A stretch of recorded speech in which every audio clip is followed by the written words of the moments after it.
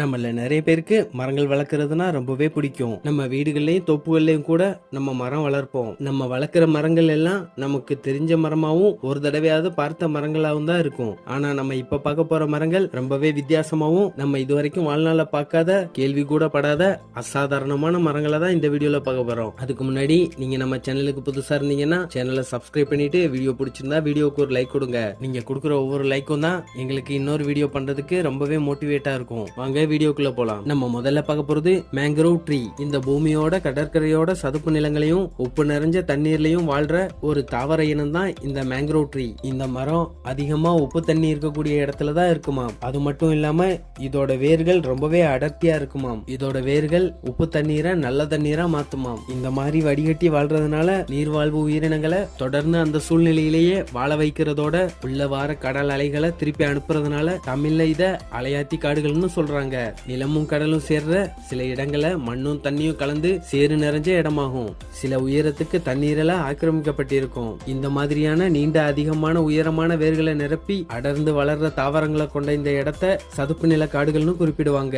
Oxygen குறைவாய் இருக்கிற மண்ணில கூட வளர்ற இந்த வகை தாவரங்கள் கடற்கரை ஓரங்கள்ல கடல் அலையால ஏற்படக்கூடிய மண்ணரிப்பை தடுக்கவும் சுனாமினால உருவாகிற ராட்சத அலைகளை மட்டுப்படுத்தவும் இந்த மேங்க்ரோவ் தாவரங்களோட பங்களிப்பு ரொம்பவே அதிகமா இருக்கு. நம்ம ரெண்டாவதா பார்க்க போறது ரெயின்போ யூகாலிப்டஸ். மலை சார்ந்த குளிர் பிரதேசங்களையே மையமா கொண்டு வளர்ற உயரமான மரங்கள்ல இதுவும் ஒண்ணு. இந்த ரெயின்போ யூகாலிப்டஸ் மரங்களும் குறிப்பிடத்தக்க ஒண்ணுனே சொல்லலாம். தைல மரமான இதுல மென்டினான்னு சொல்ற பசை திரவம் இருக்கிறதுனால மரங்கள் பல வண்ணங்கள் கலந்து பார்க்கவே வித்தியாசமா இருக்கும். உலகத்திலேயே பல இடங்கள்ல இந்த மரம் இருந்தாலும் இந்தோனேஷியா தான் இதோட பூர்வீகம். Indonesia, Philippines, Papua New Guinea, Hawaii தீவுகள் உள்ளிட்ட பகுதிகளில் தான் இந்த உயரமான யூகலிப்டஸ் மரங்கள் அதிகமான எண்ணிக்கையில பார்க்கலாம். இந்த யூகலிப்டஸ் தைல மரத்தை பொறுத்த வரைக்கும் அதுல 700 வகை மரங்கள் இருந்தாலும் 4 வகையான மரங்கள் மட்டும்தான் ரெயின்போ மாதிரி மின்றதா ஆராய்ச்சியாளர்கள் கண்டுபிடிச்சிருக்காங்க. மலை காடுகள்ல மட்டுமே காணப்படுற இந்த வகையான மரங்கள் ஆஸ்திரேலியால மட்டும் இருக்கிறது இல்ல. மரத்தோட வயசாகிற தன்மைக்கு ஏற்ப இதோட நிறமும் அப்பப்ப மாறிக்கிட்டே இருக்கும். அதிகபட்சமா 250 அடி வரைக்கும் வளரக்கூடிய இந்த மரங்களோட சுற்றளவு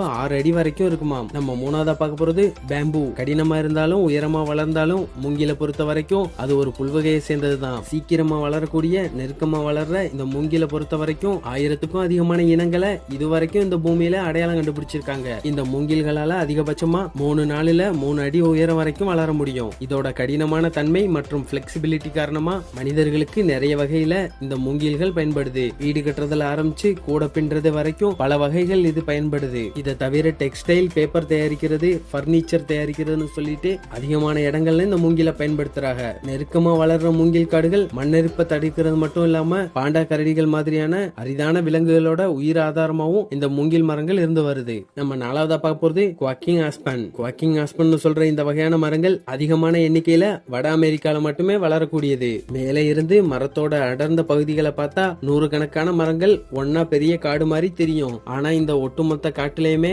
வேறு ஒண்ணுதான் இருக்கும். அந்த ஒண்ணுல இருந்துதான் நிறைய தண்டுகள் உயரமா வளர்ந்து தனித்தனி மரமான தோற்றத்தை நமக்கு கொடுக்குது. ஷேர்டு ரூட் சிஸ்டம்னு சொல்ற முறையில வளர்ற இந்த குவாக்கிங் ஆஸ்பான் ஜெனட்டிக்கலி ஐடென்டிக்கல் வகையை சேர்ந்த மர வகை. ரொம்ப பெரிய பரப்பளவுக்கு பறந்து விரிஞ்ச இந்த மரத்திலேயே பெரிய மரம் அமெரிக்கால உள்ள யூட்டாங்னு சொல்ற பகுதியில தான் அமைஞ்சிருக்கு. உலகத்திலேயே பழமையான லிவிங் ஆர்கானிசம்ல இதுவும் ஒண்ணு. 100 ஏக்கர் பரப்பளவுக்கு பறந்து விரிஞ்ச இது 8000 ஆண்டுகளுக்கும் பழமையானதா இருக்கலாம்னு தாவரவியல் ஆராய்ச்சியாளர்கள் கணிச்சிருக்காங்க. மொத்தமா 40,000 தனித்தனி மரங்களா காட்சியளிச்சாலும் இதோட வேர்கள் ஒண்ணுக்கொன்னு ஒவ்வொரு மரத்துக்கா இன்டர் கனெக்ட் ஆயிருக்கு. இதனால ஒரு மரமோட பட்டு போக வாய்ப்பு இல்ல. நம்ம அஞ்சாவதா போகிறது டிராவலர்ஸ் ட்ரீ. மடகாஸ்கரை சேர்ந்த ஒரு வகையான பூக்கும் தாவரம் தான் இந்த டிராவலர்ஸ் ட்ரீ. பாக்குறதுக்கு இதோட இலைகள் வாழை இலைகளை ஒட்டி வச்ச மாதிரியே இருக்கும். இதோட சிறப்பு அம்சமே தன் தண்டுகளோட நெருக்கமான பகுதியில நிறைய மழை நீரை சேமிச்சு வச்சு அதை வடிகட்டி குடிக்கக்கூடிய அளவுக்கு நல்ல தண்ணியா மாத்தி வச்சிருக்கும். அதை எடுத்து நம்மளால குடிக்கவும் முடியும். இதனால சாதாரண மனிதர்கள் தாகத்தோட இந்த தாவரத்து பக்கமா ஒதுங்கினப்போ